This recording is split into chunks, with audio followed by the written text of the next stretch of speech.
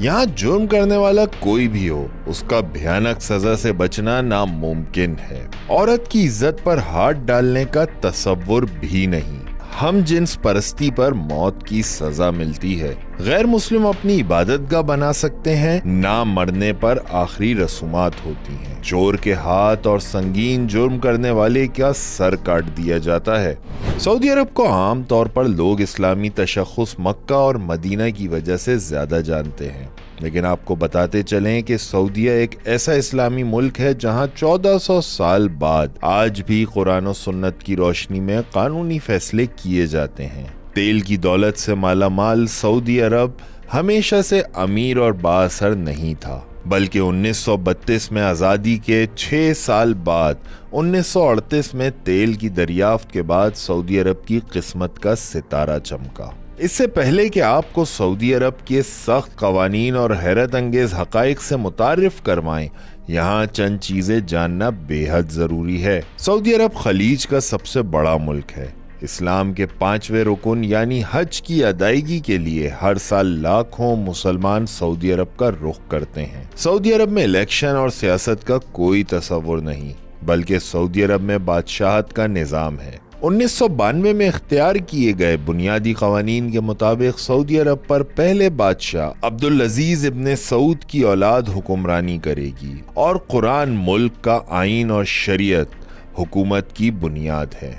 दोस्तों, सऊदी अरब जहां मुकद्दस मकामात की वजह से इज्जत का मकाम रखता है, वहीं कुछ सख्त और संगीन सजाओं की वजह से अक्सर लिबरल तबकात की तनकीद की जद में भी रहता है। यहाँ माजी में ख़वातीन पर सख्त पाबंदियाँ थीं। ख़वातीन को कारोबार शुरू करने, शादी करने या इस्कात हमल करवाने के लिए मर्द रिश्तेदार की इजाज़त दरकार होती थी। सऊदी ख़वातीन को 2012 तक ओलंपिक्स में हिस्सा लेने की इजाज़त भी नहीं थी। 2018 तक सऊदी अरब दुनिया का वाहिद मुल्क था जहाँ ख़वातीन कानूनी तौर पर गाड़ी नहीं चला सकती थीं, लेकिन बरसों की इंतखाबी मुहिम के बाद 2018 में कानून में तब्दीली की गई और अब सऊदी ख़वातीन को गाड़ी चलाने की इजाज़त है। ख़वातीन की आज़ादी का सेहरा वलीअहद शहज़ादा मोहम्मद बिन सलमान को जाता है, जिन्होंने मशरिक़ वस्ता के इस मुल्क को जदीद बनाने के लिए गुज़िश्ता चंद सालों में ख़वातीन के लिए वसी इस्लाहात मुतारिफ करवाई हैं।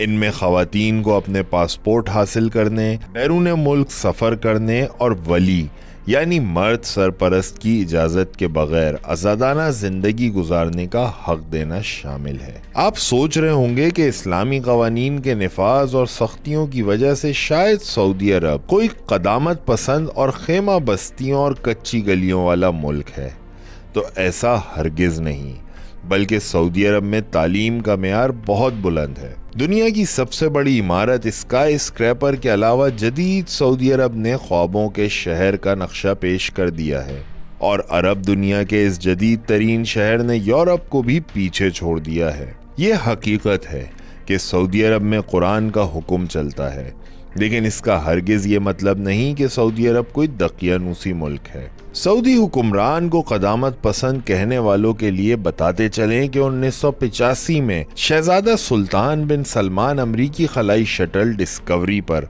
खला में सफ़र करने वाले पहले सऊदी, पहले अरब और पहले मुसलमान थे। और यही नहीं, बल्कि सऊदी अरब जिद्दत और तरक्की में दुनिया के कई ममालिक से कई गुना आगे है और दुनिया का सबसे बड़ा एयरपोर्ट भी सऊदी अरब में है। अब हम आपको सऊदी अरब के कुछ सख्त कवानीन के बारे में बताते हैं। यहाँ गैर मुल्की लोगों के लिए रोजगार के बेपनाह मौके मौजूद हैं, लेकिन सऊदी अरब में गैर मुस्लिमों को सऊदी शहरियत नहीं दी जाती और गैर मुस्लिमों को इबादतगाह बनाने की इजाज़त भी नहीं, बल्कि यहाँ इंतकाल करने वाले गैर मुल्की गैर मुस्लिमों की आखिरी रसूमात तक अदा नहीं की जाती और तदफीन की इजाज़त भी नहीं है।